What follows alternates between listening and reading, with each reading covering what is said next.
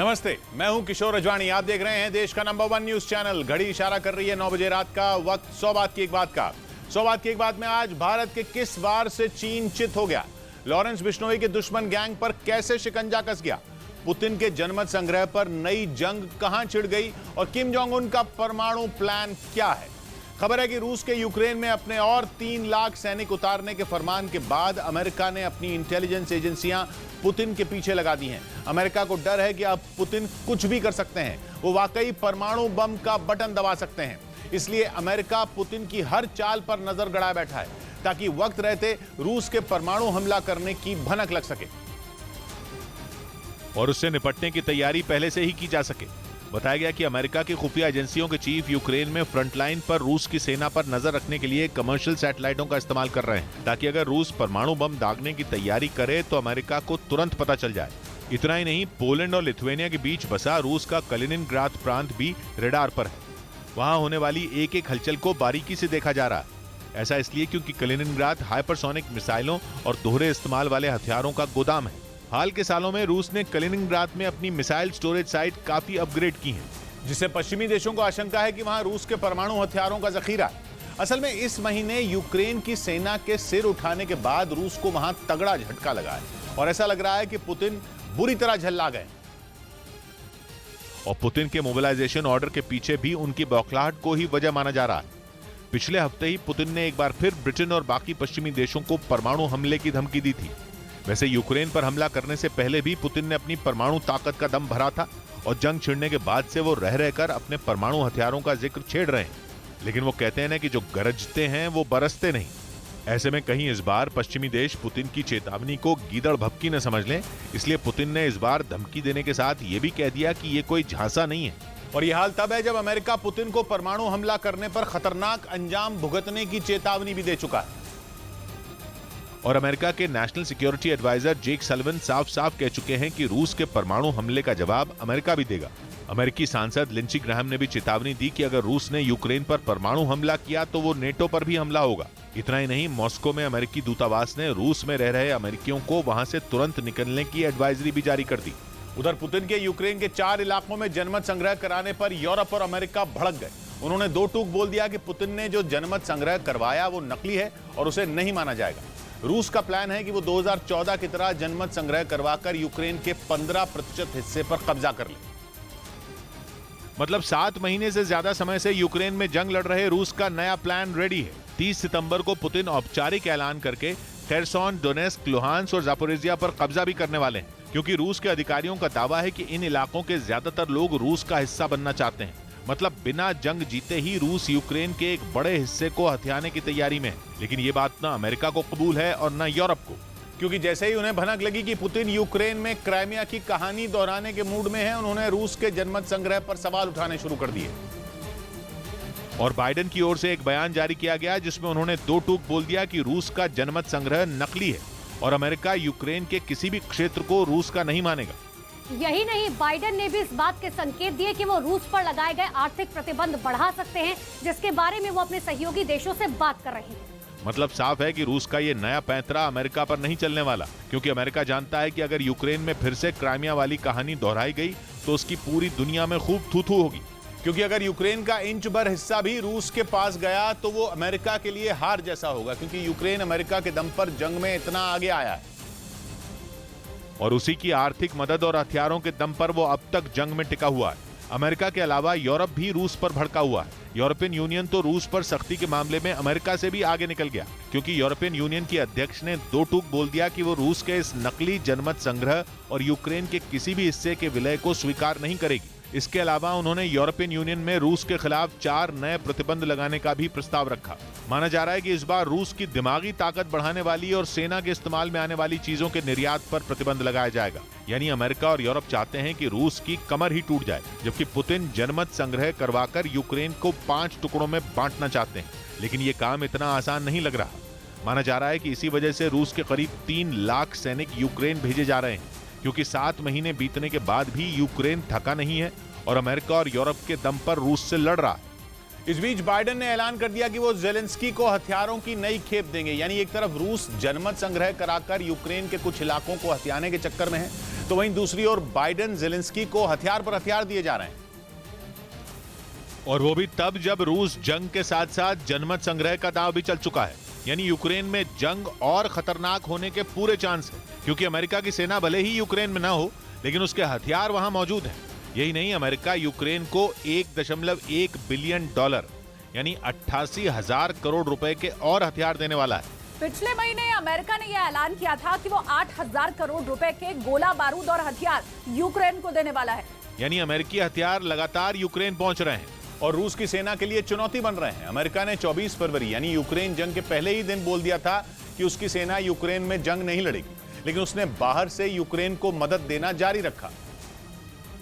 और अमेरिकी मिसाइलों और तोपों ने यूक्रेन जंग में अमेरिकी सैनिकों की कमी पूरी कर दी।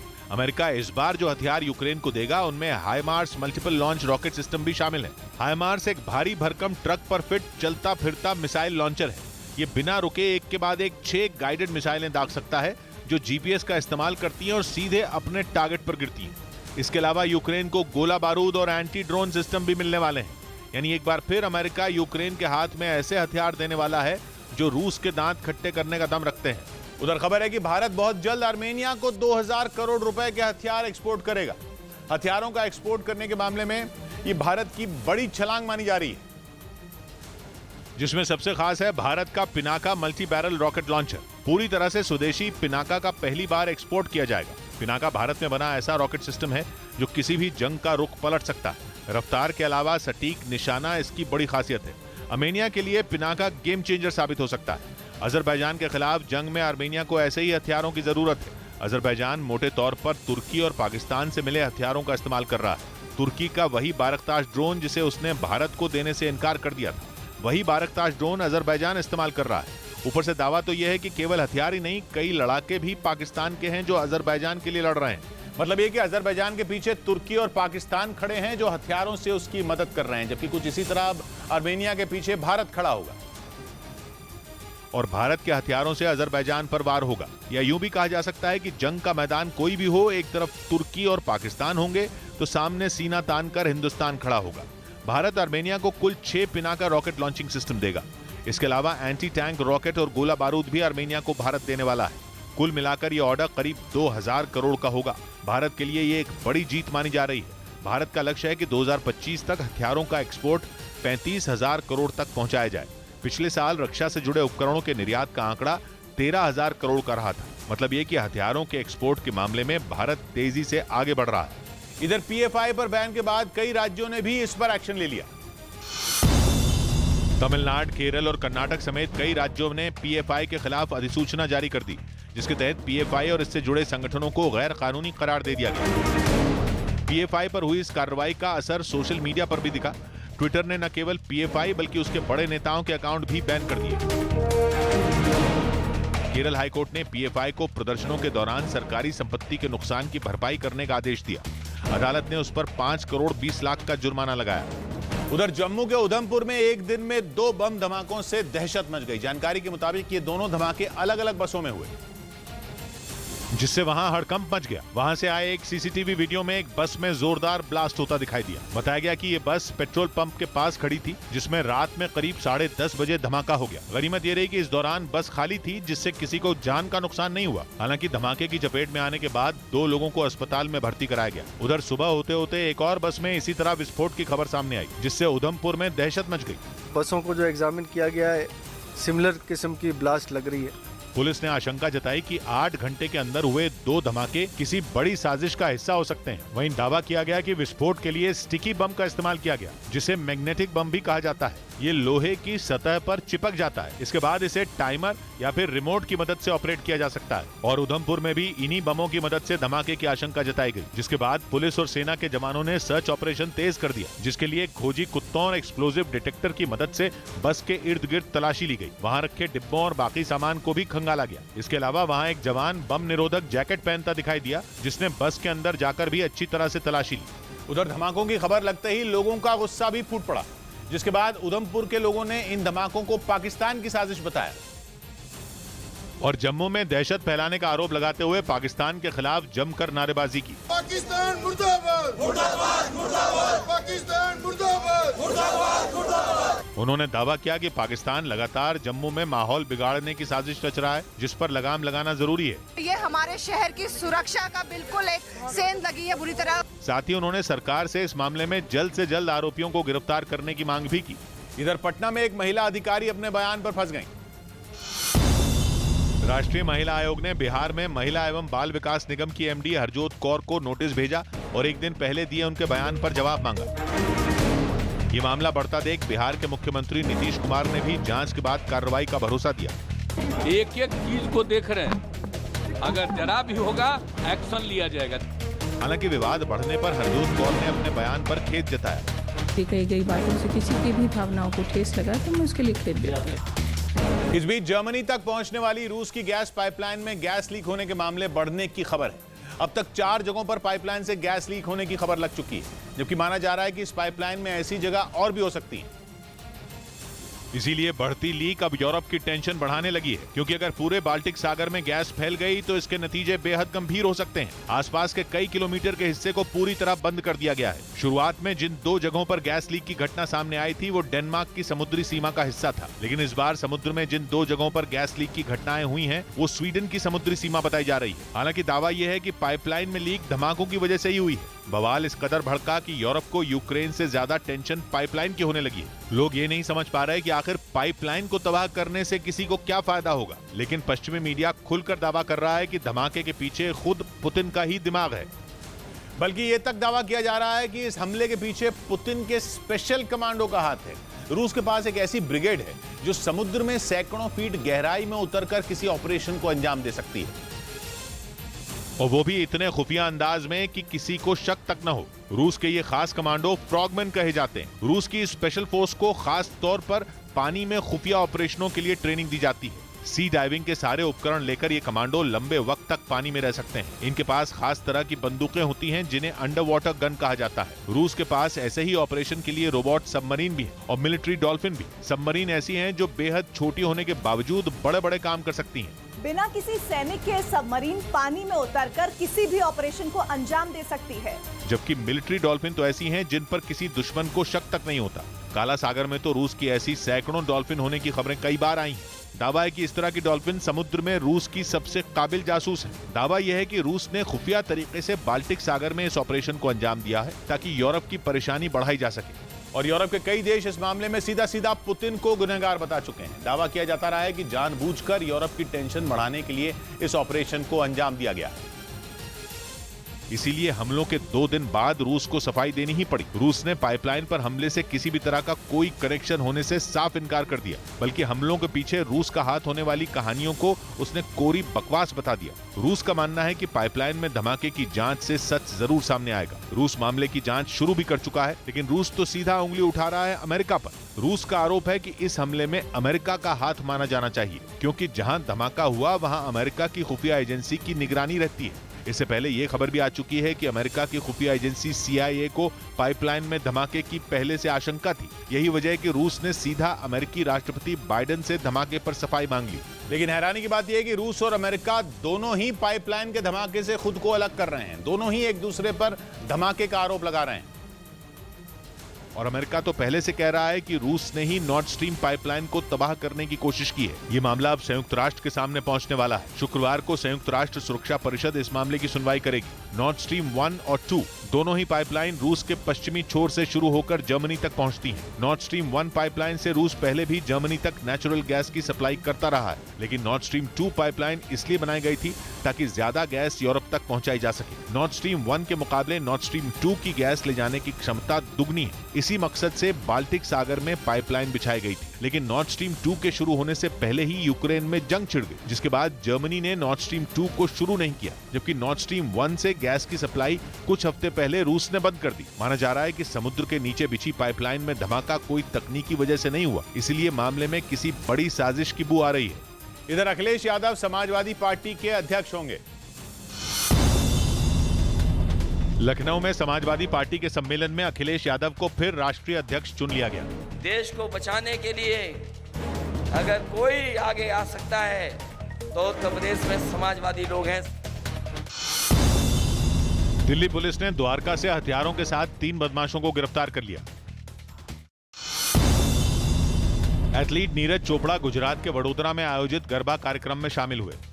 उधर खबर है कि तुर्की वर्सेस ग्रीस में अमेरिका ही असली विलेन बना बैठा है। ग्रीस के एक अखबार ने खबर छापी है कि अमेरिका रूस की घेरेबंदी के लिए ग्रीस में अपनी सेना की तैनाती बढ़ाना चाहता है, लेकिन अमेरिका के इस फैसले ने तुर्की की त्योरियां चढ़ा दी हैं। मतलब जहां नेटो तुर्की और ग्रीस के बीच लगी आग को बुझाने में लगा है, वहीं दूसरी तरफ अमेरिका ही उस आग में घी डालने में लगा है, जिससे तुर्की और ग्रीस का विवाद और गहरा सकता है, क्योंकि अपने पड़ोसी ग्रीस की जमीन पर अमेरिका की सेना की मौजूदगी तुर्की के लिए खतरा साबित हो सकता है।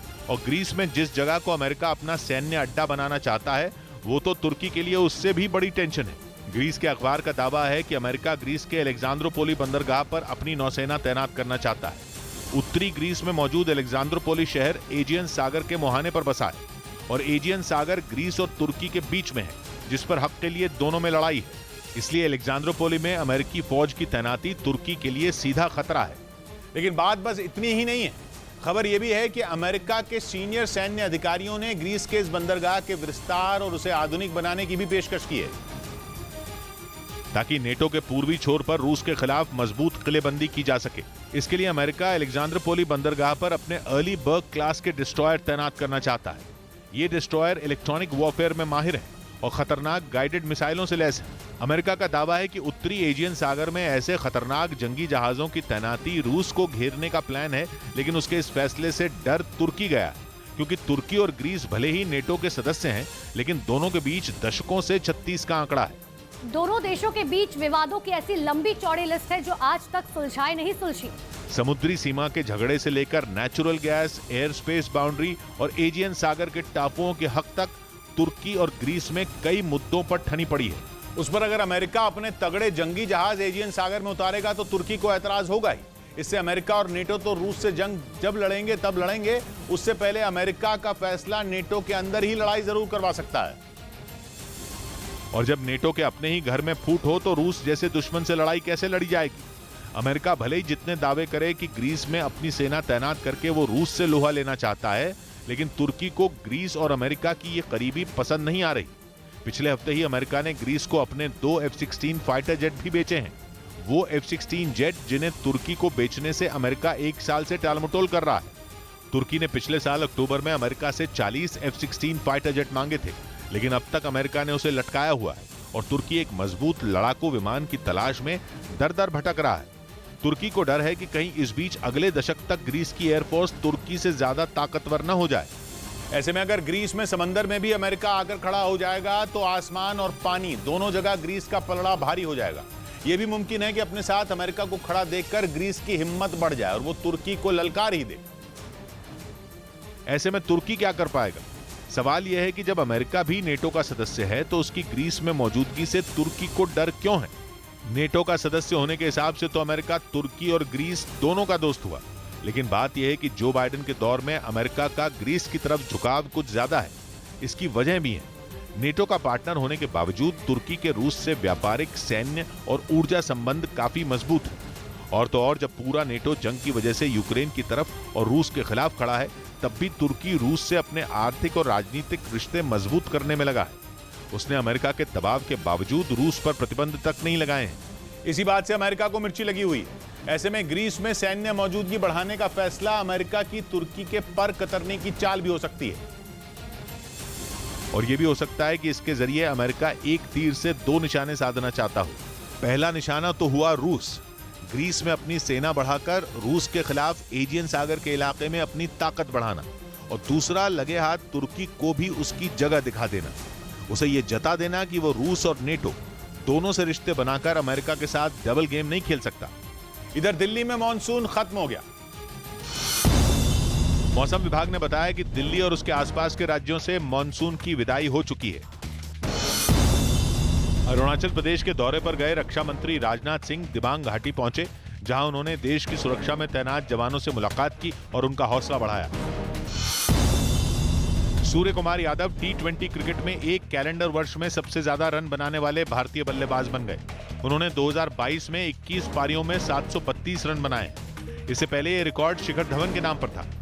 उधर खबर है कि उत्तर कोरिया के शासक किम जोंग उन ने फिर से परमाणु परीक्षण की तैयारी पूरी कर ली है। दक्षिण कोरिया की खुफिया एजेंसी का दावा है कि किम फिर परमाणु बम का जोरदार धमाका करने वाले हैं, जिसकी तैयारियां उत्तर कोरिया में जोर शोर से चल रही हैं। दक्षिण कोरिया की खुफिया एजेंसी के मुताबिक किम जोंग उन 16 अक्टूबर से 7 नवंबर के बीच परमाणु परीक्षण कर सकते हैं और बताया जा रहा है ये परमाणु टेस्ट पहले की तरह इस बार भी पुंगेरी न्यूक्लियर टेस्ट साइट पर किया जाएगा। अगर दक्षिण कोरिया का दावा सही निकला तो 2017 के बाद 5 साल में ऐसा पहली बार होगा जब उत्तर कोरिया फिर से परमाणु परीक्षण करेगा। लेकिन इस खबर के सामने आते ही पूरी दुनिया में खलबली मच गई। ऐसे में दक्षिण कोरिया के इस दावे को किम जोंग उन के बीते दिनों दिए बयान से जोड़ा गया, जिसमें उन्होंने इशारा किया था कि उत्तर कोरिया कभी भी परमाणु हथियारों को नहीं छोड़ेगा और अगर ऐसा हुआ तो उत्तर कोरिया फिर अमेरिका और पश्चिमी देशों के निशाने पर आ जाएगा। हालांकि इससे पहले भी उत्तर कोरिया कई बार परमाणु धमाके कर चुका है। किम ने पहली बार 2006 में परमाणु परीक्षण किया था, जिसके बाद न्यूक्लियर टेस्ट की संख्या बढ़ती चली गई और 2017 तक पहुंचते पहुंचते उत्तर कोरिया ने 6 परमाणु परीक्षण कर डाले। 2017 में आखिरी बार किम ने परमाणु परीक्षण किया था, जिसके बाद अब उनके एक बार फिर न्यूक्लियर धमाके की तरफ बढ़ने की खबरों ने तेजी पकड़ ली और माना जा रहा है कि उत्तर कोरिया अगर परमाणु परीक्षण करता है तो अमेरिका और यूरोपीय देशों से उसके संबंध और खराब हो सकते हैं, क्योंकि किम पहले भी अमेरिका पर यह आरोप लगा चुके हैं कि उसका इरादा उत्तर कोरिया के परमाणु हथियारों को खत्म करने का है। किम का मानना है कि अमेरिका के इस कदम से उत्तर कोरिया की आत्मरक्षा की ताकत कमजोर हो जाएगी और अमेरिका को उत्तर कोरिया में किम की सरकार को गिराने का मौका मिल जाएगा। किम का आरोप है कि अमेरिका उत्तर कोरिया को मजबूर कर वहां उनकी सरकार गिराने की तैयारी कर रहा है। ऐसे में किम ये साफ कर चुके हैं कि उत्तर कोरिया अपने परमाणु हथियारों के दायरे को बढ़ाएगा ताकि वो अपनी युद्ध की क्षमता को और मजबूत कर सके। माना जा रहा है कि अमेरिका को चुनौती देने के लिए किम फिर परमाणु परीक्षण की राह पर चल सकते हैं। जबकि इस मुद्दे पर किम जोंग उन की अमेरिका के पूर्व राष्ट्रपति डोनाल्ड ट्रंप से बातचीत भी हुई थी। इसके बावजूद दोनों देशों के बीच तनाव बरकरार है और हालात लगातार बिगड़ते ही दिख रहे हैं। इस बीच अमेरिका की उपराष्ट्रपति कमला हैरिस भी उत्तर कोरिया के बैलिस्टिक मिसाइल दागने के एक दिन बाद दक्षिण कोरिया पहुंच गई। उत्तर कोरिया ने कम दूरी तक जाने वाली इंटरकॉन्टिनेंटल बैलिस्टिक मिसाइल को फायर किया था, जो उसके पूर्वी समुद्री तट में जाकर गिरी थी। वहीं दूसरी तरफ कमला हैरिस का सोल दौरा उस वक्त पर हुआ जब दक्षिण कोरिया और अमेरिका की सेना ने मिलकर 4 दिनों तक सैन्य अभ्यास किया। दोनों देशों की नौसेना ने यह अभ्यास करके किम को दिखा दिया कि वो उत्तर कोरिया को जवाब देने की क्षमता रखते हैं। इधर शेयर बाजार लाल निशान पर बंद हुआ। आईटी और ऑटो समेत कुछ सेक्टरों के शेयरों में कमजोरी रही। इससे सेंसेक्स 188 अंक लुढ़ककर 56,410 पर बंद हुआ, जबकि निफ्टी 41 अंक नीचे 16,818 पर पहुंच गया। बीजेपी अध्यक्ष जेपी नड्डा ओडिशा के भुवनेश्वर में पार्टी कार्यकर्ताओं के सम्मेलन में शामिल हुए। इस मौके पर उन्होंने फिर परिवारवाद के बहाने कांग्रेस पर हमला बोला। इंडियन नेशनल कांग्रेस पार्टी अब भाई बहन की पार्टी हो गई। जम्मू कश्मीर में सुरक्षा बल ने श्रीनगर से हथियारों के साथ एक आतंकी को पकड़ लिया। इस बीच खबर है कि रूस ने मान लिया कि युद्ध में उसके ड्रोन यूक्रेन के खिलाफ कमजोर पड़ गए हैं। बताया जा रहा है कि रूस के रक्षा मंत्रालय के एक अधिकारी ने एक बैठक के दौरान अपने देश की इस कमजोरी को उजागर किया और बताया कि रूस में बनाए गए ज्यादातर ड्रोन में तकनीकी खराबी पाई गई, जिस वजह से जंग में यूक्रेन के खिलाफ उसके ड्रोन लगातार कमजोर पड़ते चले गए। अफसर के मुताबिक ड्रोन बनाने वाले अपने काम में नाकाम रहे, जिसका खामियाजा रूस को युद्ध में उठाना पड़ा। हालांकि इसके पीछे की वजह अमेरिका समेत पश्चिमी देशों के रूस पर लगाए गए बैन को भी माना जा रहा है, क्योंकि प्रतिबंधों के कारण रूस को हथियार बनाने वाली कई चीजें सप्लाई नहीं हो पा रही हैं। ऐसे में रूसी रक्षा मंत्रालय के अधिकारी का कहना है कि इसके लिए रूस को नए तरीके से शुरुआत करनी होगी, ताकि 8वें महीने में पहुंच चुकी इस जंग में रूस को और झटके न लगे। बताया जा रहा है कि जंग के कारण इन दिनों एक जगह से दूसरी जगह युद्ध से जुड़ा सामान ले जाने वाले ड्रोन की सबसे ज्यादा डिमांड है, जो आसानी से दुश्मन के खिलाफ उड़ान भी भर सके। साथ ही यूक्रेन और रूस दोनों ही देश युद्ध में लंबी दूरी तक जाकर दुश्मन की जानकारी जुटाने वाले ड्रोन का धड़ल्ले से इस्तेमाल कर रहे हैं। हालांकि खबरें हैं कि रूस का बारकताश TB2 ड्रोन से काफी नुकसान हुआ। ये ताकतवर ड्रोन यूक्रेन को तुर्की ने सप्लाई किए थे, जिन्हें काफी खतरनाक माना जाता है। यही वजह है कि तुर्की से मिले बारकताश TB2 ड्रोन का इस्तेमाल यूक्रेन जंग में कर रहा है। इस ड्रोन की गिनती दुनिया के उन सबसे आधुनिक ड्रोन में होती है जो टैंकों, बख्तरबंद गाड़ियों को कुछ सेकंड में तबाह कर सकते हैं। ये 150 किलो का वजन उठा सकता है और तो और 24 घंटे आसमान में 27,000 फीट से ज्यादा की ऊंचाई पर उड़ सकता है। इसका निशाना तो सटीक है ही, ये एयर डिफेंस सिस्टम को भी चकमा दे सकता है। तुर्की का ये ड्रोन सीरिया और लीबिया की लड़ाई में भी अपना लोहा मनवा चुका है।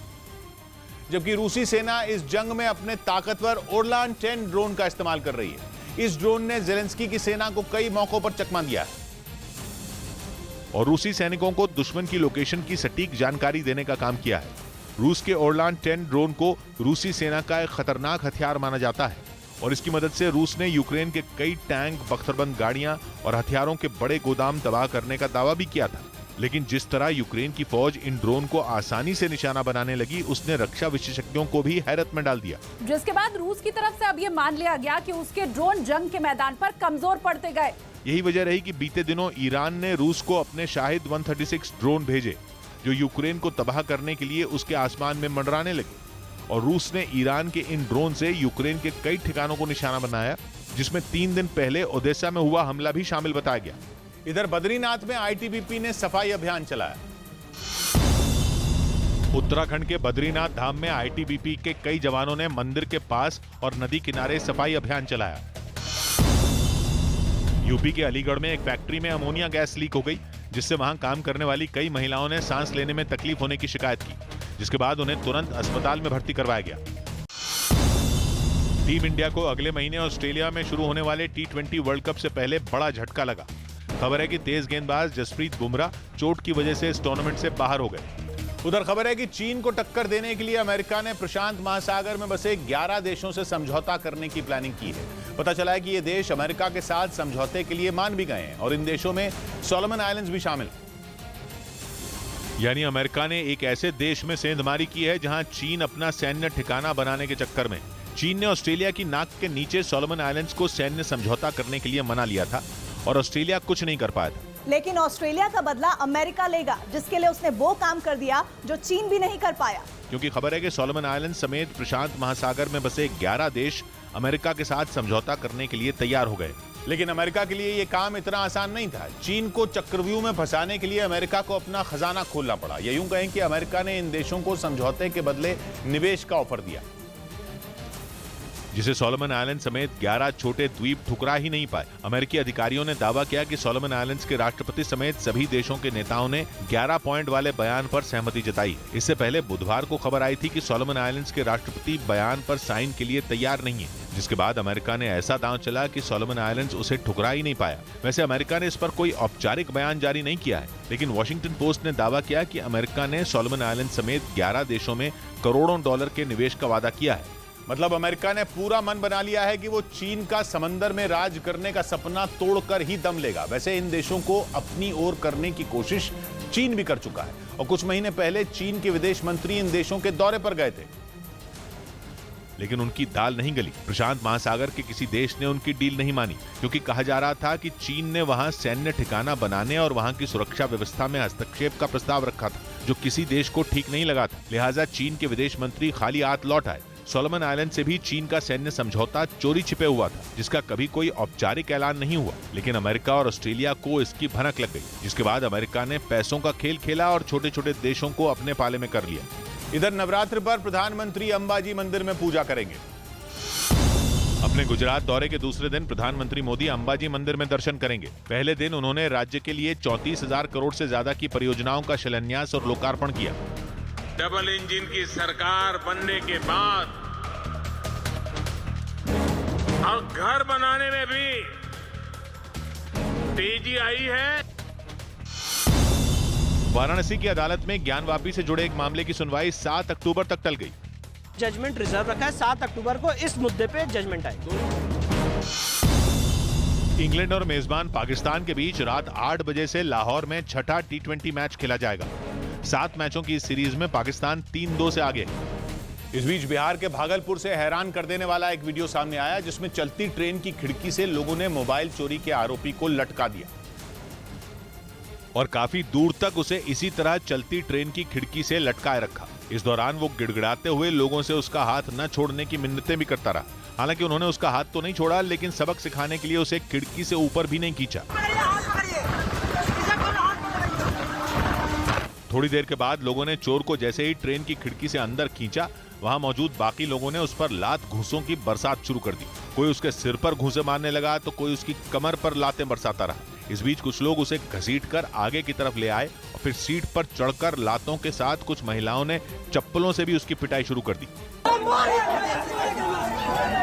इस पूरी घटना का वीडियो वहां मौजूद कुछ लोगों ने रिकॉर्ड कर लिया, जो बाद में वायरल हो गया।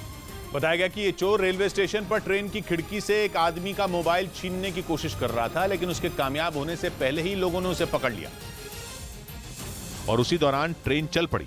जैसे ही लोगों ने इसे पकड़ा, उसका साथी वहां से भाग निकला। मगर जब ये आरोपी हत्थे चढ़ा तो उन्होंने इसे सबक सिखाने के लिए पहले तो चलती ट्रेन की खिड़की से लटका दिया, फिर उसे जमकर पीटा। इस दौरान वो सभी से रोते हुए अपने आप को छोड़ने की गुहार लगाता रहा, लेकिन लोगों ने उसकी एक न सुनी और उसे मारते रहे। इससे पहले भी बिहार के बेगूसराय और खगड़िया में इसी तरह एक चोर को लोगों ने मोबाइल चोरी करते वक्त चलती ट्रेन से लटका दिया था। उधर पश्चिमी मीडिया ने दावा किया कि इराक की अमेरिका के सैन्य अड्डे में घुसपैठ की कोशिश नाकाम हो गई। आरोप है कि अमेरिकी सैन्य अड्डे को दहलाने के लिए उसने अपने खुफिया ड्रोन की मदद ली थी, जिसकी खबर लगते ही अमेरिका ने अपने शक्तिशाली F-15 विमान को रवाना कर दिया। जानकारी के मुताबिक मोहाजिर 6 नाम का इराकी ड्रोन इरबिल में मौजूद अमेरिकी सैन्य अड्डे की तरफ बढ़ रहा था, जिसकी भनक लगते ही अमेरिका ने उससे निपटने के लिए अपने F-15 फाइटर जेट को भेज दिया। दावा किया गया कि उसने हवा में ही इराक के ड्रोन को नेस्तनाबूद कर दिया। अमेरिका का आरोप है कि बैलिस्टिक मिसाइलों से लैस ड्रोन कुर्द इलाके में मौजूद उसके अड्डे पर हमला करने की फिराक में था, लेकिन इससे पहले कि वो अपने मिशन में कामयाब हो पाता, अमेरिका ने उसे मिट्टी में मिला दिया, जिसके लिए उसने चुना अपना महाशक्तिशाली F-15 फाइटर जेट को, जो दशकों से अमेरिका की सेना का प्रमुख विमान माना जाता है। इसकी खासियत दुश्मन के सुरक्षा घेरे को तोड़ना और उसके एयर डिफेंस सिस्टम को चकमा देना। साथ ही इसमें लगी ताकतवर मिसाइलें किसी भी टारगेट को तबाह करने की ताकत रखती हैं। वहीं इसका रडार सिस्टम बाकी फाइटर जेट के मुकाबले काफी तेजी से टारगेट को डिटेक्ट कर लेता है, जिसकी वजह से उस तक पहुंचने और उसे निशाने पर लेने में आसानी होती है। यही वजह थी कि इराक के ड्रोन को भी उसने आसानी से रडार पर पकड़ लिया था और हमला कर उसे तबाह कर दिया। इधर असम के धुबड़ी में नाव हादसे से अफरा तफरी मच गई। असम के धुबड़ी जिले में ब्रह्मपुत्र नदी में एक नाव पलट गई। बताया गया कि इस नाव में करीब 30 लोग बैठे हुए थे, जिनमें कई लोगों को राहत और बचाव टीम ने सुरक्षित बाहर निकाल लिया। Retired lieutenant general Anil Chauhan को नया CDS बनाए जाने पर उत्तराखंड के पौड़ी में उनके गांव में लोगों ने जश्न मनाया।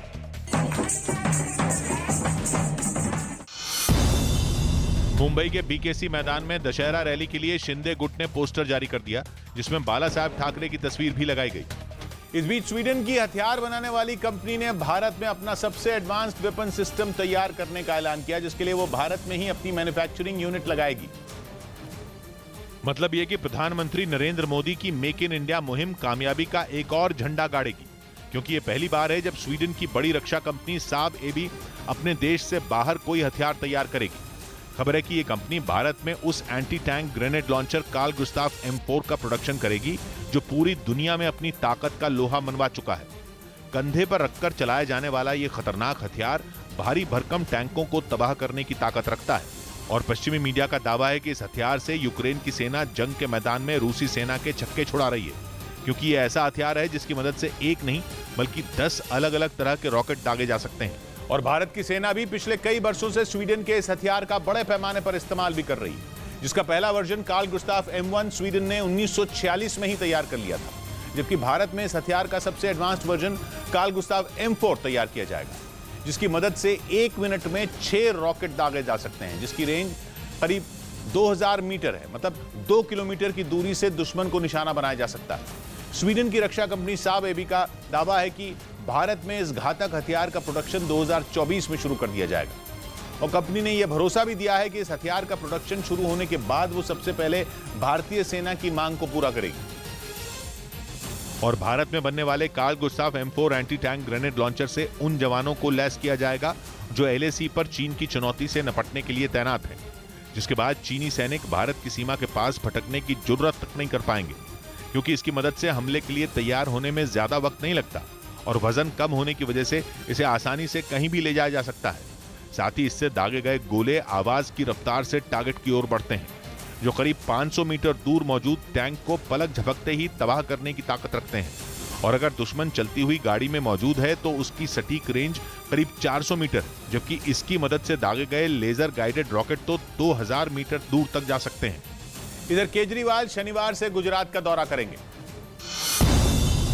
गुजरात में जल्द होने वाले विधानसभा चुनाव के बीच दिल्ली के सीएम केजरीवाल शनिवार को फिर राज्य के दौरे पर जाएंगे।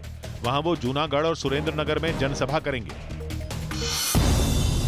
महाराष्ट्र के नासिक में एक इलेक्ट्रिक स्कूटर में अचानक आग लग गई। वहां मौजूद लोगों ने किसी तरह आग को बुझाया। मुंबई में किंग सर्कल रेलवे पुल के नीचे से गुजर रहा एक कंटेनर फंस गया। बताया गया कि ड्राइवर पुल की ऊंचाई का अंदाजा नहीं लगा सका, जिसकी वजह से यह हादसा हुआ। उधर महाराष्ट्र के पालघर से एक हैरान कर देने वाला वीडियो सामने आया, जिसमें एक प्रेमी अपनी प्रेमिका को गोली मारता दिखा। हत्या के बाद वो भी ट्रक के आगे कूद गया, जिसे लोगों ने अस्पताल पहुंचाया, लेकिन उसकी जान नहीं बच सकी। दिन दहाड़े हुए मर्डर और खुदकुशी की यह खौफनाक घटना वहां लगे सीसीटीवी कैमरे में रिकॉर्ड हो गई, जिसमें वो लड़का लड़की के पीछे आता दिखा। करीब पहुंचते ही उसने जेब से पिस्तौल निकाली और सीधे लड़की पर फायरिंग कर दी। गोली लगते ही वो जमीन पर गिर गई। इसके बाद वो दोबारा प्रेमिका पर गोली चलाने की कोशिश करता दिखा, लेकिन पिस्तौल जैम हो गई। कुछ देर बाद उसने खुद को भी गोली से उड़ाने की कोशिश की, लेकिन वो कामयाब नहीं हो पाया, तो वहां से गुजर रहे सीआईएसएफ के ट्रक के सामने कूद गया। इधर लड़की की हत्या की खबर मिलते ही उसके घर वाले वहां पहुंच गए और हंगामा करने लगे। वो बोला था ब्याह शादी करने का, मैं बोला कि शादी कर लो।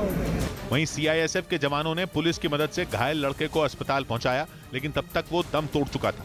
जिसने फायरिंग किया था यहाँ से 500 मीटर अंतर पे, उसने ही सुसाइड का अटेम्प्ट किया। सरेआम हुए कत्ल और खुदकुशी का वीडियो अब वायरल हो रहा है। इस बीच यूक्रेन में मिकोलाइवका के एक स्कूल पर रूस ने मिसाइल से हमला कर दिया, जिसमें एक बुजुर्ग महिला की मौत हो गई। इमारत के बेसमेंट में कई बच्चे और दूसरे लोग मौजूद थे और आरोप है कि इसी दौरान रूस ने एयर स्ट्राइक कर दी, जिसमें स्कूल की इमारत पूरी तरह तबाह हो गई। अचानक हुई एयर स्ट्राइक के बाद वहां हर तरफ सिर्फ और सिर्फ मलबा नजर आया। बच्चों के क्लासरूम हो या स्कूल की इमारत, सब कुछ तहस नहस हो गया। इस हमले में 69 साल की एक बुजुर्ग गार्ड भी मारी गई, जिसकी खबर मिलते ही उसकी बेटी दौड़ती हुई इमारत के अंदर घुसने लगी। वो रोते बिलखते हुए दमकल कर्मियों से अंदर जाने देने की गुहार लगाती रही। हालांकि महिला को अंदर जाने नहीं दिया गया, बल्कि उसे वहां से दूर ले जाया गया ताकि रेस्क्यू ऑपरेशन में कोई दिक्कत ना हो। बताया गया कि रूस के हमले से बचने के लिए कई लोग स्कूल की इमारत में डेरा जमाए हुए थे, लेकिन पुतिन की सेना ने वहां भी उनका पीछा नहीं छोड़ा।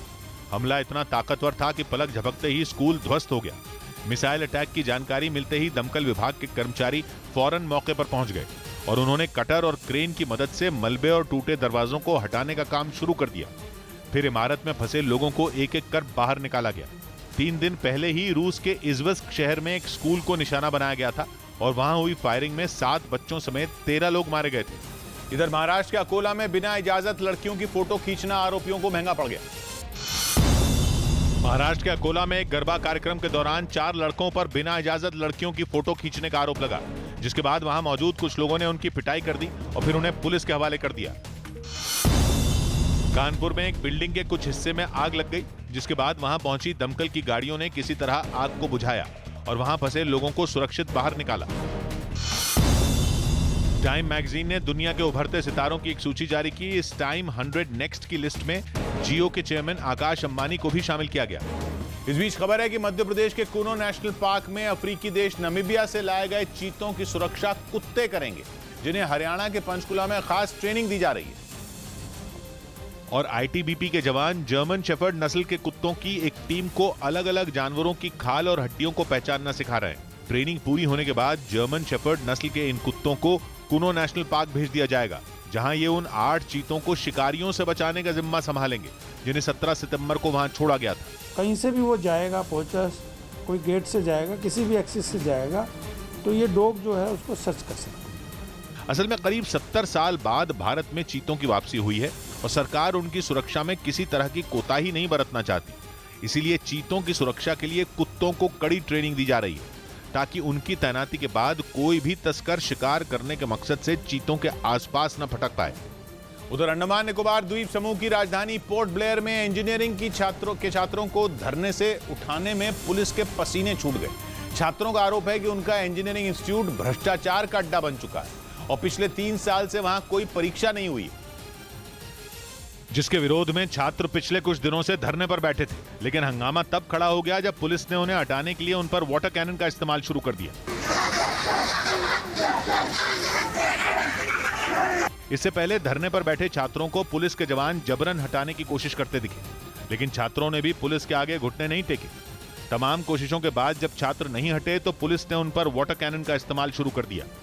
सड़क पर धरने पर बैठे छात्रों पर पानी की तेज बौछारें शुरू की गईं, लेकिन छात्र वहां से टस से मस नहीं हुए। इस दौरान एक छात्र घायल भी हो गया, जिसे फौरन इलाज के लिए ले जाया गया। बताया गया कि सड़क पर काफी देर तक छात्रों का हंगामा चलता रहा। इस दौरान कई छात्र पुलिस से बहस करते रहे। हालांकि बाद में कड़ी मशक्कत के बाद सारे छात्रों को वहां से हटा दिया गया। इधर आम आदमी पार्टी और बीजेपी फिर आमने सामने आ गए।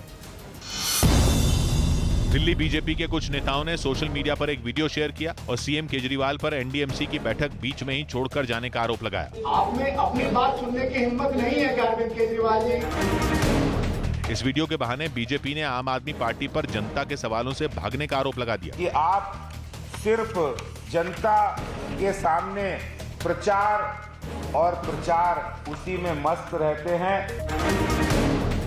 आम आदमी पार्टी ने भी बीजेपी के लगाए आरोपों पर पलटवार करने में भी देर नहीं लगाई। केंद्र सरकार के स्कूलों में पैसे के लिए आप मुख्यमंत्री से पूछ रहे हैं। उधर दिल्ली के पास गाजियाबाद से हैरान करने वाला एक वीडियो सामने आया। वहां एक हाउसिंग सोसाइटी में जोरदार विवाद हो गया, जिसका वीडियो सोशल मीडिया पर वायरल हो गया और उसकी वजह थी बीच सड़क पर हुई मारपीट।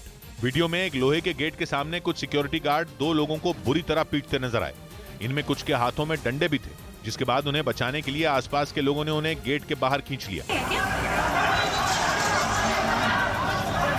इस दौरान उनमें एक आदमी की शर्ट पूरी तरह फट गई, जिसे देखते ही वो गुस्से से तमतमा गया और पास खड़े एक आदमी से चमड़े की बेल्ट लेकर सुरक्षा कर्मियों की तरफ दौड़ पड़ा।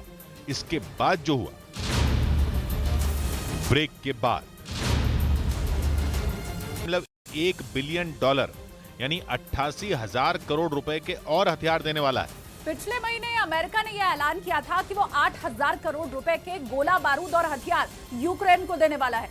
यानी अमेरिकी हथियार लगातार यूक्रेन पहुंच रहे हैं और रूस की सेना के लिए चुनौती बन रहे हैं। अमेरिका ने 24 फरवरी यानी यूक्रेन जंग के पहले ही दिन बोल दिया था कि उसकी सेना यूक्रेन में जंग नहीं लड़ेगी, लेकिन उसने बाहर से यूक्रेन को मदद देना जारी रखा और अमेरिकी मिसाइलों और तोपों ने यूक्रेन जंग में अमेरिकी सैनिकों की कमी पूरी कर दी। अमेरिका इस बार जो हथियार यूक्रेन को देगा उनमें हाइमार्स मल्टीपल लॉन्च रॉकेट सिस्टम भी शामिल है। हाइमार्स एक भारी भरकम ट्रक पर फिट चलता फिरता मिसाइल लॉन्चर है। ये बिना रुके एक के बाद एक 6 गाइडेड मिसाइलें दाग सकता है, जो जीपीएस का इस्तेमाल करती हैं और सीधे अपने टारगेट पर गिरती हैं। इसके अलावा यूक्रेन को गोला बारूद और एंटी ड्रोन सिस्टम भी मिलने वाले हैं। यानी एक बार फिर अमेरिका यूक्रेन के हाथ में ऐसे हथियार देने वाला है जो रूस के दांत खट्टे करने का दम रखते हैं। उधर खबर है कि भारत बहुत जल्द आर्मेनिया को 2000 करोड़ रुपए के हथियार एक्सपोर्ट करेगा। हथियारों का एक्सपोर्ट करने के मामले में ये भारत की बड़ी छलांग मानी जा रही है, जिसमें सबसे खास है भारत का Pinaka multi barrel rocket launcher. पूरी तरह से स्वदेशी पिनाका का पहली बार एक्सपोर्ट किया जाएगा। पिनाका भारत में बना ऐसा रॉकेट सिस्टम है जो किसी भी जंग का रुख पलट सकता है। रफ्तार के अलावा सटीक निशाना इसकी बड़ी खासियत है। आर्मेनिया के लिए पिनाका गेम चेंजर साबित हो सकता है। अजरबैजान के खिलाफ जंग में आर्मेनिया को ऐसे ही हथियारों की जरूरत है। अजरबैजान मोटे तौर पर तुर्की और पाकिस्तान से मिले हथियारों का इस्तेमाल कर रहा है। तुर्की का वही बारकताश ड्रोन जिसे उसने भारत को देने से इनकार कर दिया था, वही बारकताश ड्रोन अजरबैजान इस्तेमाल कर रहा है। ऊपर से दावा तो यह है कि केवल हथियार ही नहीं, कई लड़ाके भी पाकिस्तान के हैं जो अजरबैजान के लिए लड़ रहे हैं। मतलब ये कि अजरबैजान के पीछे तुर्की और पाकिस्तान खड़े हैं जो हथियारों से उसकी मदद कर रहे हैं, जबकि कुछ इसी तरह अब आर्मेनिया के पीछे भारत खड़ा होगा और भारत के हथियारों से अजरबैजान पर वार होगा। या यूं भी कहा जा सकता है कि जंग का मैदान कोई भी हो, एक तरफ तुर्की और पाकिस्तान होंगे तो सामने सीना तानकर हिंदुस्तान खड़ा होगा। भारत आर्मेनिया को कुल 6 पिनाका रॉकेट लॉन्चिंग सिस्टम देगा। इसके अलावा एंटी टैंक रॉकेट और गोला बारूद भी आर्मेनिया को भारत देने वाला है। कुल मिलाकर यह ऑर्डर करीब 2000 करोड़ का होगा।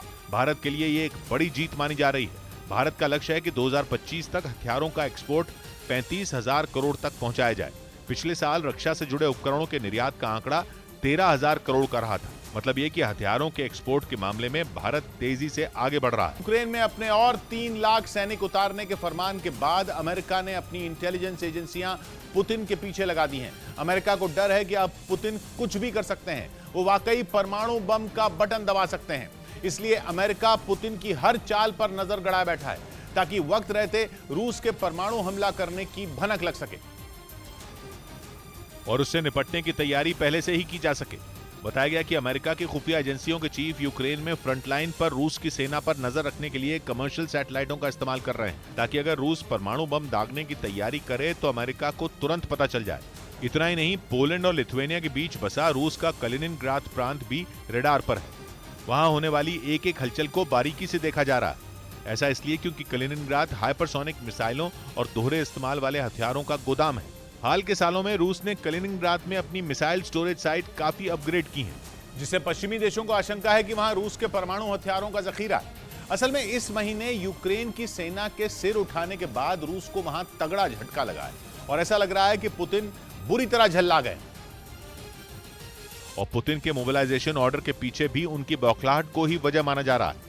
पिछले हफ्ते ही पुतिन ने एक बार फिर ब्रिटेन और बाकी पश्चिमी देशों को परमाणु हमले की धमकी दी थी।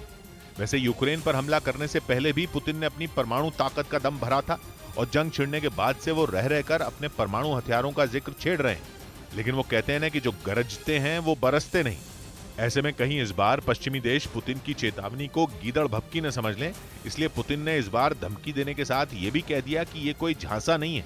और यह हाल तब है जब अमेरिका पुतिन को परमाणु हमला करने पर खतरनाक अंजाम भुगतने की चेतावनी भी दे चुका है। और अमेरिका के नेशनल सिक्योरिटी एडवाइजर जेक सल्लिवन साफ साफ कह चुके हैं कि रूस के परमाणु हमले का जवाब अमेरिका भी देगा। अमेरिकी सांसद लिंची ग्राहम ने भी चेतावनी दी कि अगर रूस ने यूक्रेन पर परमाणु हमला किया तो वो नेटो पर भी हमला होगा। इतना ही नहीं, मॉस्को में अमेरिकी दूतावास ने रूस में रह रहे अमेरिकियों को वहां से तुरंत निकलने की एडवाइजरी भी जारी कर दी। उधर पुतिन के यूक्रेन के 4 इलाकों में जनमत संग्रह कराने पर यूरोप और अमेरिका भड़क गए। उन्होंने दो टूक बोल दिया कि पुतिन ने जो जनमत संग्रह करवाया वो नकली है और उसे नहीं माना जाएगा। रूस का प्लान है कि वो 2014 की तरह जनमत संग्रह करवाकर यूक्रेन के 15% हिस्से पर कब्जा कर ले। मतलब 7 महीने से ज्यादा समय से यूक्रेन में जंग लड़ रहे रूस का नया प्लान रेडी है। 30 सितंबर को पुतिन औपचारिक ऐलान करके खेरसोन, डोनेस्क, लुहांस्क और जापोरिजिया पर कब्जा भी करने वाले हैं, क्योंकि रूस के अधिकारियों का दावा है कि इन इलाकों के ज्यादातर लोग रूस का हिस्सा बनना चाहते हैं। मतलब बिना जंग जीते ही रूस यूक्रेन के एक बड़े हिस्से को हथियाने की तैयारी में है। लेकिन ये बात ना अमेरिका को कबूल है और ना यूरोप को, क्योंकि जैसे ही उन्हें भनक लगी कि पुतिन यूक्रेन में क्राइमिया की कहानी दोहराने के मूड में है, उन्होंने रूस के जनमत संग्रह पर सवाल उठाने शुरू कर दिए। और बाइडेन की ओर से एक बयान जारी किया गया जिसमें उन्होंने दो टूक बोल दिया कि रूस का जनमत संग्रह नकली है और अमेरिका यूक्रेन के किसी भी क्षेत्र को रूस का नहीं मानेगा। यही नहीं, बाइडेन ने भी इस बात के संकेत दिए कि वो रूस पर लगाए गए आर्थिक प्रतिबंध बढ़ा सकते हैं, जिसके बारे में वो अपने सहयोगी देशों से बात कर रहे हैं। मतलब साफ है कि रूस का ये नया पैंतरा अमेरिका पर नहीं चलने वाला, क्योंकि अमेरिका जानता है कि अगर आज तक को पछाड़ न्यूज़ 18 इंडिया बना भारत का नंबर 1 न्यूज चैनल। देखते रहिए न्यूज़ 18 इंडिया।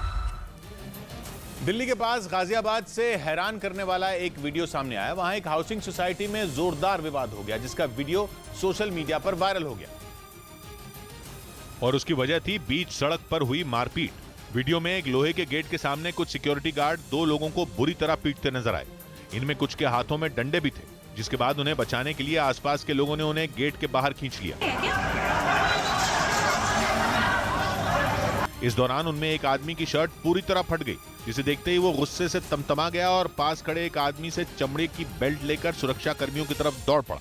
इसके बाद तो उसने लोहे के गेट के दूसरी तरफ खड़े लोगों पर उछलकर कई वार किए। आरोप है कि दोनों लड़के जबरन बिल्डिंग में घुसने की कोशिश कर रहे थे, जिन्हें रोकने पर हंगामा हो गया। कुछ विवाद चल रहा है सिक्योरिटी को अदला बदली को लेकर के। इसके संबंध में कुछ वीडियो हैं जो सोशल मीडिया पर प्रसारित हो रही हैं। हालांकि वीडियो वायरल होने के बाद पुलिस ने कुछ लोगों को हिरासत में लेकर मामले की जांच शुरू कर दी। इस बीच भारत के विदेश मंत्री एस जयशंकर ने चीन को कड़ा संदेश दिया। लद्दाख में एलएसी पर बने तनाव पर चीन ने 2 दिन पहले एक बयान दिया था।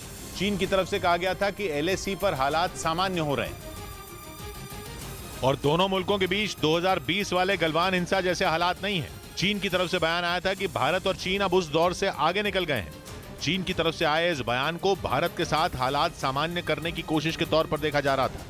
कोर कमांडर स्तर की आखिरी बातचीत में भी दोनों देशों ने कुछ जगहों से सेनाओं को पीछे हटाने का फैसला लिया था। लेकिन अब भी पूर्वी लद्दाख में एलएसी पर तनाव कम होने की खबर नहीं है, बल्कि खबरें तो यहां तक आती रही हैं कि भारतीय सेना एलएसी के पास अपने जंगी जहाजों का लगातार अभ्यास करवा रही है ताकि किसी भी तरह के हालात से निपटा जा सके। लेकिन एस जयशंकर से जब चीन के बयान पर जवाब मांगा गया तो हालात बिल्कुल साफ हो गए। उन्होंने साफ कहा कि भारत चीन के साथ मजबूत रिश्ते चाहता है, लेकिन बराबरी की शर्त पर। We continue to strive for a relationship with China, but one that is built on mutual sensitivity, mutual respect and mutual interest. मतलब ये कि अगर चीन ने कोई चाल चली तो भारत जवाब देने के लिए तैयार है, और अगर दोस्ती का हाथ बढ़ाया तो दोस्ती निभाने से भी पीछे नहीं हटेगा। लेकिन मौजूदा हालात और विदेश मंत्री का जवाब दोस्ती के माहौल जैसा नहीं लगता। अबॉर्शन पर सुप्रीम कोर्ट ने एक बड़ा फैसला सुनाया और अविवाहित महिलाओं को भी अबॉर्शन कराने का अधिकार दिया। सुप्रीम कोर्ट के अबॉर्शन पर इतने बड़े फैसले की आपको पूरी कहानी बताते हैं। क्या है सुप्रीम कोर्ट का अबॉर्शन का फैसला? देश की सबसे बड़ी अदालत ने साफ साफ बोल दिया है कि महिला शादीशुदा हो या नहीं, उसे सुरक्षित और कानूनी तरीके से अबॉर्शन कराने का अधिकार है। कौन है जिसकी याचिका पर सुप्रीम कोर्ट ने इतना बड़ा फैसला सुनाया? 25 साल की एक अविवाहित महिला ने सुप्रीम कोर्ट से प्रेगनेंसी के 20 हफ्ते के बाद अबॉर्शन की इजाजत मांगी थी, क्योंकि उसके पार्टनर ने उससे शादी करने से मना कर दिया। क्यों सुनाया सुप्रीम कोर्ट ने अबॉर्शन पर यह फैसला? महिला को दिल्ली हाई कोर्ट से अबॉर्शन की इजाजत नहीं मिली थी, जिसके बाद उसने सुप्रीम कोर्ट का दरवाजा खटखटाया। कब बना था अबॉर्शन का नया कानून? 2021 में एमटीपी यानी medical termination of pregnancy act में संशोधन हुआ था, जिसके बाद महिलाओं को प्रेगनेंसी के 20 से 24 हफ्तों के बीच अबॉर्शन का अधिकार मिला था। कैसे होगा सुप्रीम कोर्ट के फैसले से महिलाओं का फायदा? इस फैसले ने विवाहित और अविवाहित महिलाओं को बराबरी का हक दिया और उन्हें 20 हफ्ते बाद भी अबॉर्शन का अधिकार मिल गया। कहां पर छीना गया अबॉर्शन का अधिकार? अमेरिका में हाल ही में महिलाओं से अबॉर्शन का कानूनी अधिकार छीन लिया गया है, जबकि भारत में महिलाओं को यह चुनने का हक है कि वो अबॉर्शन कराना चाहती हैं या नहीं। इधर जम्मू में पैंथर्स पार्टी को झटका लगा। जम्मू में पैंथर्स पार्टी के पूर्व विधायक बलवंत सिंह मनकोटिया बीजेपी में शामिल हो गए। इससे पहले वो आम आदमी पार्टी में भी रह चुके हैं। मैं अपने आप को आज सौभाग्यशाली महसूस कर रहा हूं कि मैं दुनिया और देश के सबसे बड़े संगठन का एक मेंबर बना हूं। मध्य प्रदेश के भोपाल में एक रिहायशी इलाके में बाघ दिखने से लोग दहशत में आ गए। खबर मिलते ही वन विभाग की टीम ने बाघ को पकड़ने के लिए वहां डेरा डाल दिया। मुंबई के पास भिवंडी में एक बाइक पर आए 3 चोर कार में रखी लाखों की नकदी चुराकर फरार हो गए। उधर यूरोप के डिफेंस अधिकारियों ने दावा किया कि यूक्रेन को जीतने के लिए पुतिन इतने उतावले हो गए हैं कि उन्होंने अपने पश्चिमी बॉर्डर पर तैनात सैनिकों को भी यूक्रेन में उतार दिया, ताकि यूक्रेन की सेना से मिल रहे जोर के झटकों को झेला जा सके, उनका जवाब दिया जा सके। खबर है कि रूस के जो 30,000 सैनिक एस्टोनिया, लातविया और लिथुआनिया जैसे बाल्टिक देशों और दक्षिणी फिनलैंड की सीमा पर तैनात होते थे, उनमें 80% सैनिकों को यूक्रेन में डायवर्ट कर दिया गया है। जबकि इससे पहले तक रूस नेटो के इस इलाके को अपने लिए सबसे बड़ा खतरा मानता था। यहीं पर रूस की सेना की सबसे तगड़ी तैनाती हुआ करती थी, लेकिन लग रहा है कि बदले हालात में आज यूक्रेन ही पुतिन की नाक का सवाल बन गया है। दावा यह भी है कि रूस वहां से अपने एंटी एयरक्राफ्ट सिस्टम और मिसाइलें भी यूक्रेन की तरफ मूव कर रहा है। मतलब पुतिन अब यूक्रेन में आर या पार करने के मूड में है।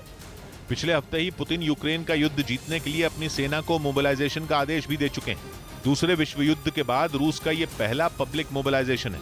इसका मतलब यह है कि रूस की सेना के रिजर्व में मौजूद 3 लाख सैनिक यूक्रेन की लड़ाई में उतारे जा सकते हैं। इस बीच ग्रीस के बाद तुर्की की अपनी मिलिट्री अलायंस नेटो के एक और सदस्य जर्मनी से ठन गई। जर्मनी के नेता के एक बयान पर विवाद छिड़ गया। अफ्रीका और एशिया के लाखों शरणार्थियों को तुर्की से होते हुए यूरोप पहुंचना पड़ता है। तुर्की उन शरणार्थियों को कई बार हथियार के तौर पर इस्तेमाल करता है। इसी बात पर जर्मनी की संसद के वाइस प्रेसिडेंट ने तुर्की के राष्ट्रपति को सीवर का चूहा कह दिया और उसने तुर्की के राष्ट्रपति रेजेप तायिप एर्दोआन की बेइज्जती बिल्कुल भी बर्दाश्त नहीं की और तुर्की में जर्मनी के राजदूत को तलब कर लिया। असल में जर्मनी की संसद के डिप्टी स्पीकर ने चुनाव अभियान के दौरान तुर्की के राष्ट्रपति को सीवर का छोटा चूहा कह दिया था। उन्होंने कहा था कि जर्मनी को शरणार्थियों की नई बाढ़ के लिए अपनी बाहें नहीं खोलनी चाहिए, जो कि एर्दोआन सीवर के चूहे की वजह से आ सकती है। तुर्की में राष्ट्रपति का अपमान एक अपराध है। ऐसे में जर्मनी के नेता के बयान पर वहां बवाल मच गया। तुर्की ने बयान को अभद्र बताया और उसका विरोध किया। हालांकि तुर्की के आग बबूला होने पर भी जर्मनी के नेता ने माफी नहीं मांगी। उल्टा उन्होंने अपने बयान का बचाव किया और कहा कि सीवर का चूहा छोटा, क्यूट और चालाक होता है। इधर खबर है कि राजस्थान में कांग्रेस का संकट और गहरा सकता है। कांग्रेस महासचिव केसी वेणुगोपाल ने दिल्ली में सोनिया गांधी से मुलाकात की। इसके बाद उन्होंने बताया कि राजस्थान में मुख्यमंत्री कौन होगा इस पर जल्द फैसला लिया जाएगा। We will get a clear-cut picture tomorrow evening. High command की नाराजगी की खबरों के बीच अशोक गहलोत ने सोनिया गांधी से मुलाकात की। कहा जा रहा है कि इस दौरान गहलोत ने राजस्थान में हुए सियासी हंगामे पर सोनिया गांधी से माफी मांगी। सूत्रों के हवाले से खबर तो ये भी है कि उन्होंने राजस्थान के सीएम पद से इस्तीफा देने की भी पेशकश कर दी। इस बीच अशोक गहलोत ने कांग्रेस अध्यक्ष पद का चुनाव नहीं लड़ने का ऐलान किया, जबकि उन्हें इस रेस में सबसे आगे माना जा रहा था। अब मैं इस माहौल के अंदर चुनाव नहीं लड़ूंगा, ये मेरा। उधर हरियाणा के भिवानी में प्रशासन ने लॉरेंस बिश्नोई गैंग के गुर्गे मिंटू मंडोसिया के अवैध मकान को बुलडोजर चलाकर ध्वस्त कर दिया। लॉरेंस गैंग के इस गुर्गे पर 20 से ज्यादा केस दर्ज है और वो इस वक्त सिद्धू मूसेवाला हत्याकांड केस में तिहाड़ जेल में बंद है, जिसके मकान को प्रशासन ने बुलडोजर चलाकर मिट्टी में मिला दिया। प्रशासन की इस कार्रवाई का जो वीडियो सामने आया उसमें खुदाई करने वाली 3 मशीनें उसके मकान के अलग अलग हिस्सों को तोड़ती दिखी। पुलिस के मुताबिक ये जमीन पंचायत विभाग की है, जिस पर लॉरेंस बिश्नोई के गुर्गे मिंटू मंडोसिया ने न सिर्फ कई सालों से कब्जा कर रखा था, बल्कि उसने वहां मकान भी बना लिया था। इसमें 10 फुट की दीवार बना के और ऊपर वायरिंग करके इसने कब्जा कर रखा था। बताया गया कि उसे कई बार जमीन से कब्जा हटाने का नोटिस दिया गया था, लेकिन जब वो नहीं माना तो पंचायत विभाग ने प्रशासन से इसकी शिकायत की और फिर खुदाई करने वाली मशीनों की मदद से उसके मकान को ढहा दिया गया। इस कार्रवाई के दौरान वहां भारी संख्या में पुलिस के जवान भी तैनात रहे ताकि हालात बिगड़ने पर उन्हें संभाला जा सके। आरोप था कि यह मकान बदमाशों का ठिकाना था, जिसमें जाने का सिर्फ एक रास्ता था और भागने के लिए कई रास्ते बने हुए थे। इस बीच पंजाब में भीषण गैंग वॉर छिड़ने की आशंका के बाद पुलिस ने लॉरेंस गैंग और बंबिहा गैंग के बदमाशों पर शिकंजा कसना शुरू कर दिया। इस बार पंजाब पुलिस की एंटी गैंगस्टर टास्क फोर्स ने गैंगस्टर गोल्डी बराड़ के भाई के कातिल को गिरफ्तार करने का दावा किया, जिसे पंजाब में लॉरेंस गैंग और बंबिहा गैंग के बीच गैंग वॉर की सबसे बड़ी वजह बताया जा रहा है। पुलिस का दावा है कि बंबिहा गैंग के इस खास गुर्गे नीरज चस्का ने ही पिछले साल अक्टूबर में गैंगस्टर गोल्डी बराड़ के भाई गुरलाल बराड़ की हत्या की थी। कहा जाता है कि इस हत्या के बाद लॉरेंस गैंग और बंबिहा गैंग के बीच वर्चस्व की जंग छिड़ गई थी। इसीलिए अपने इस गुर्गे की गिरफ्तारी से बंबिहा गैंग तिलमिला उठा और उसने पंजाब पुलिस को नीरज चस्का का एनकाउंटर न करने की धमकी दे दी। बंबिहा गैंग ने यह धमकी एक सोशल मीडिया पोस्ट के जरिए दी, जिसमें कहा गया कि उसके भाई नीरज चस्का का एनकाउंटर किया गया तो अंजाम बहुत बुरा होगा। इसके साथ ही बंबिहा गैंग ने लॉरेंस गैंग को भी निशाने पर लेते हुए उन्हें इस गिरफ्तारी पर ज्यादा खुश नहीं होने की नसीहत दे डाली और साफ कर दिया कि गैंगस्टर नीरज चस्का की गिरफ्तारी के बाद उसे सौंपे गए काम को बंबिहा गैंग पूरा करके रहेगा। असल में कहा जाता है कि गोल्डी बराड़ को शक था कि उसके भाई के हत्यारों को सिद्धू मूसेवाला ने ही पनाह दी थी, जिसके बाद बंबिहा गैंग के साथ ही मूसेवाला भी गोल्डी बराड़ और लॉरेंस बिश्नोई की हिट लिस्ट में आ गया। माना जाता है कि अपने भाई की हत्या का बदला लेने के लिए कनाडा से ही गोल्डी बराड़ ने ऐसी साजिश रची कि 29 मई को मानसा में ताबड़तोड़ गोलियां बरसाकर मूसेवाला की हत्या कर दी गई।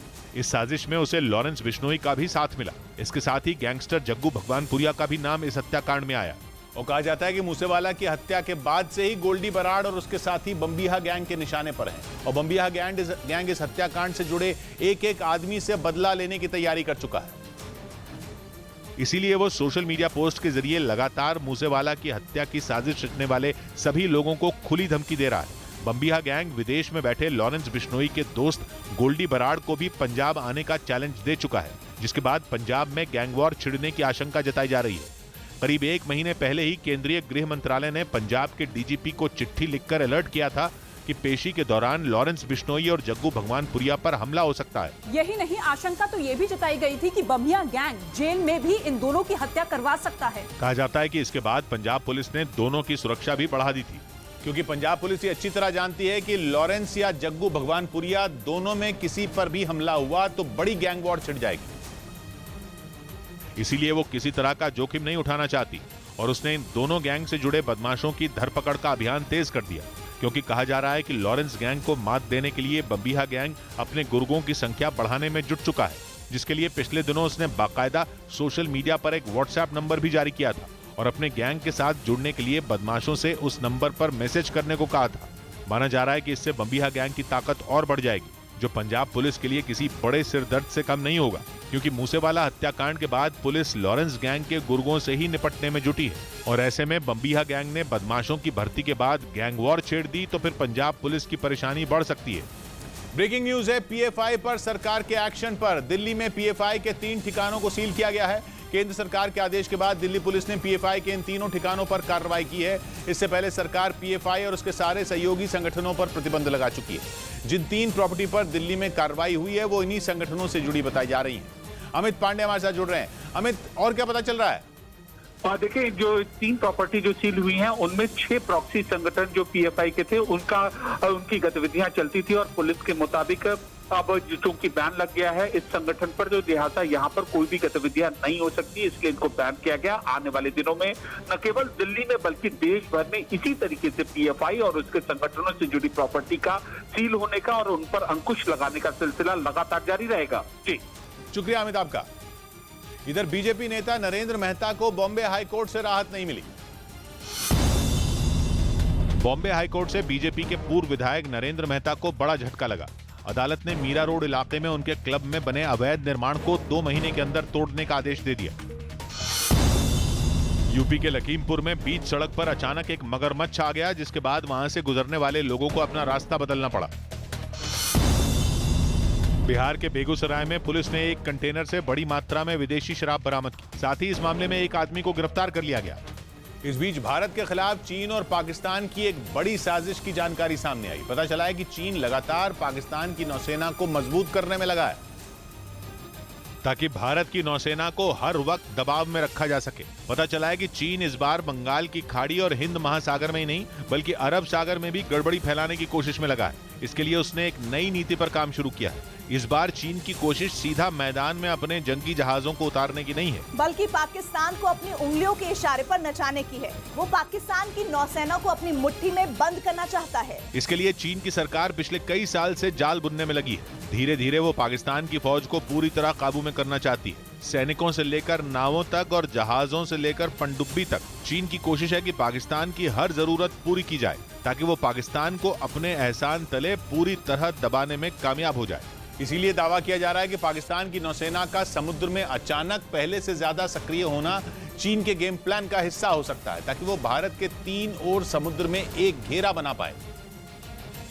और इसीलिए माना जा रहा है कि चीन की कोशिश भारत के तीनों ओर समुद्र में एक जाल बुनने की है। ऐसा जाल कि भारत के समुद्र तटों की पूरी निगरानी की जा सके, भारतीय नौसेना के हर कदम का पता लगाया जा सके। पिछले दिनों श्रीलंका के तट पर पहुंचने वाला चीन का जहाज भी उसके इसी प्लान का हिस्सा माना जा रहा है। लेकिन अब तो दावा यह है कि चीन ने अपने कई सिविल शिप, यानी ऐसे जहाज जिनका इस्तेमाल ढुलाई के लिए किया जाता है, उन्हें पाकिस्तान के इलाके में भेजा है। दावा यह किया जा रहा है कि चीन अपनी नौसेना के लिए ऐसे जहाज बनाने में माहिर है जो दिखने में बिल्कुल किसी सिविल शिप के जैसे हों, देखकर कोई शक भी न कर पाए कि इसमें किसी मुल्क की नौसेना हो सकती है। इसीलिए शक यह है कि चीन की यह कोशिश समुद्र में जासूसी का जाल फैलाने की है। हालांकि पाकिस्तानी नौसेना की मदद करना चीन के लिए कोई नई बात नहीं है। चीन ने वादा किया है कि 2028 तक पाकिस्तान की नौसेना को वो 8 सबमरीन देगा। इनमें 4 सबमरीन चीन में बनेंगी, जबकि 4 पाकिस्तान में ही बनेंगी।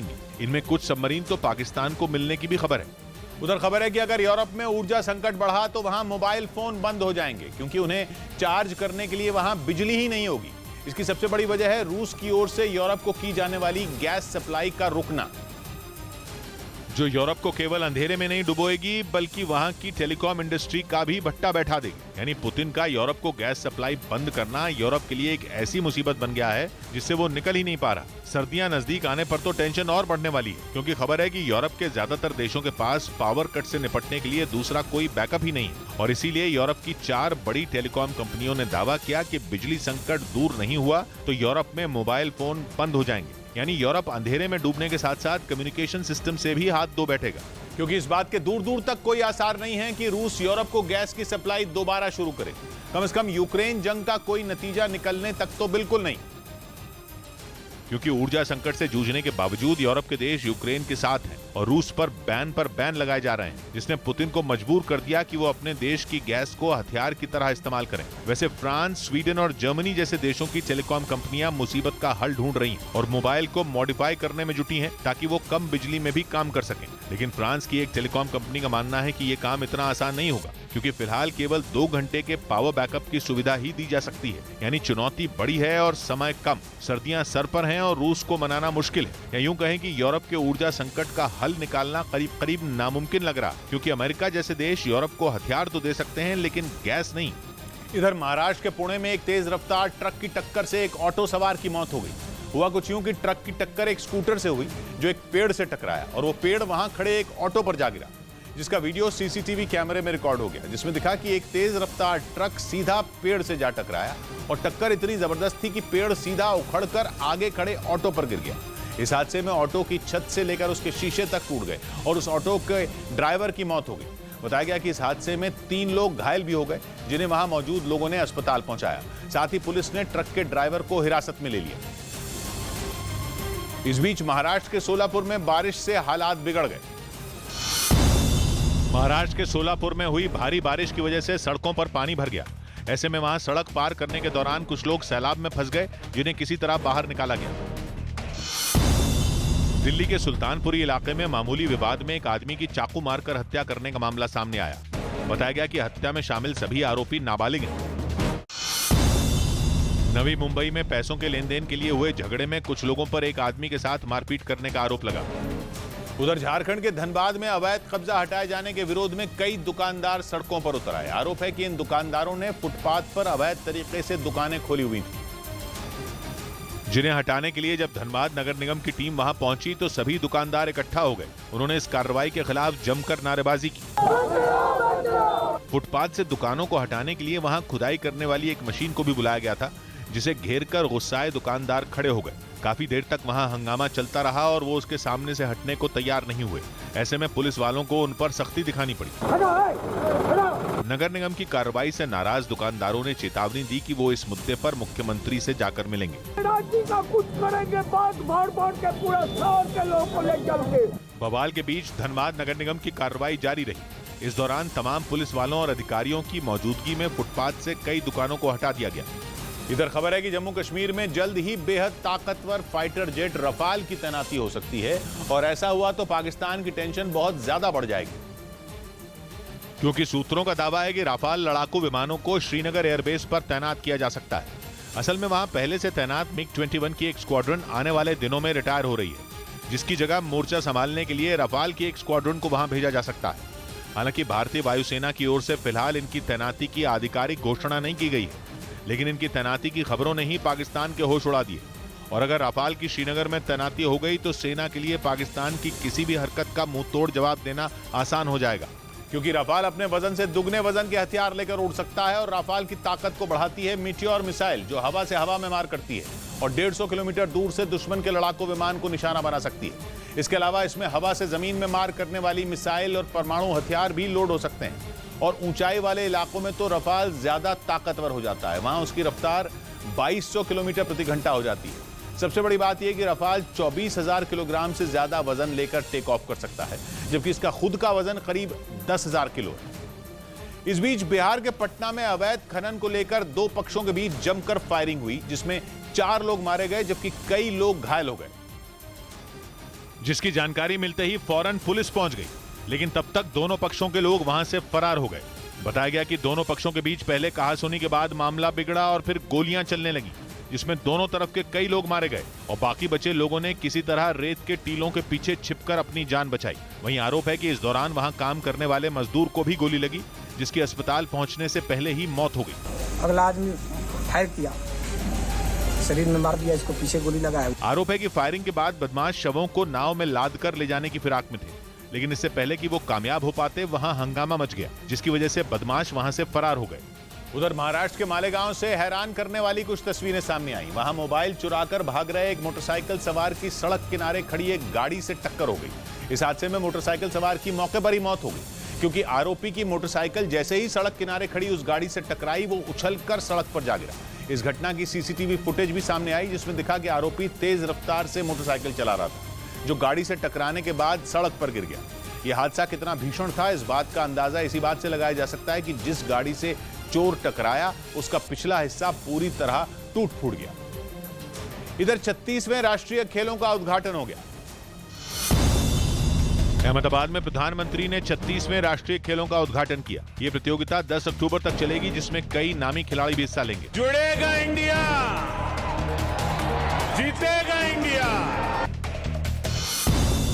केंद्र सरकार ने कारों में 6 एयरबैग को जरूरी करने के प्रस्ताव को 1 साल के लिए टाल दिया। अब यह नियम 1 अक्टूबर 2023 से लागू होगा, जिसकी जानकारी सड़क और परिवहन मंत्री नितिन गडकरी ने ट्वीट कर दी। मुंबई के पास कल्याण में अचानक एक बस में आग लग गई, जिसके बाद वहां पहुंची दमकल की गाड़ी ने किसी तरह आग को बुझाया। पंजाब के पठानकोट में सिविल अस्पताल का एक वीडियो वायरल हो गया, जिसमें दिखा कि एक महिला ने अस्पताल के कॉरिडोर में ही बच्चे को जन्म दे दिया। इस महिला के परिवार ने अस्पताल प्रशासन पर उसे भर्ती नहीं करने का आरोप लगाया, जबकि अस्पताल प्रशासन ने इन आरोपों को खारिज कर दिया। जो भी उच्च दोषी पाया जाए वो जरूर होते कार्रवाई। इस बीच उत्तर प्रदेश के कानपुर से रोंगटे खड़े कर देने वाला एक वीडियो सामने आया। वहां एक इमारत में अचानक आग लग गई। आग लगने की वजह से वहां मौजूद एक कोचिंग सेंटर में करीब 15 छात्र फंस गए, जिन्हें बाद में रेस्क्यू किया गया। इस घटना का जो वीडियो सामने आया उसमें इमारत के अंदर से आग की लपटों के साथ काले धुएं का गुबार उठता दिखाई दिया, जिसने चंद सेकंड में पूरे इलाके को ढक लिया। इस घटना के बाद वहां अफरा तफरी मच गई और देखते ही देखते लोगों की भीड़ लग गई।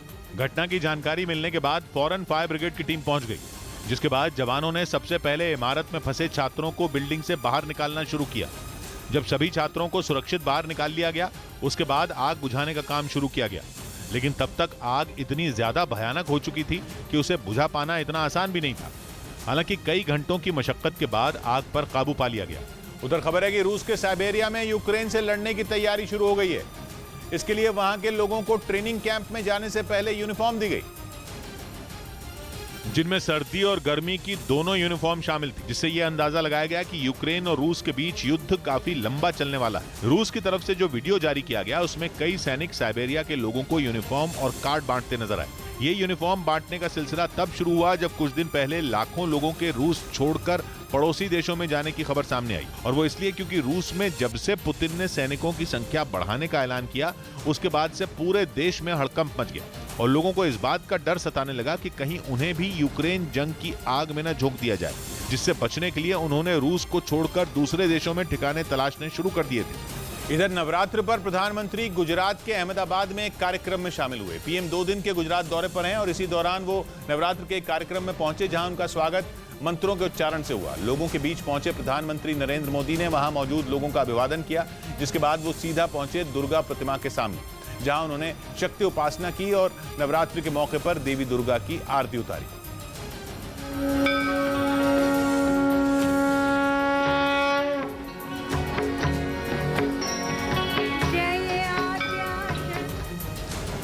आंधियों के भी पर कतरते हैं, आंधियों के भी पर कतरते हैं, हौसले जब उड़ान भरते हैं। 100 बात की बात कही देवी ने, गैर तो गैर हैं, चलो छोड़ो, हम तो बस दोस्तों से डरते हैं। मिलते हैं कल, घड़ी जब इशारा करेगी 9 बजे रात का वक्त फिर होगा 100 बात की एक बात का।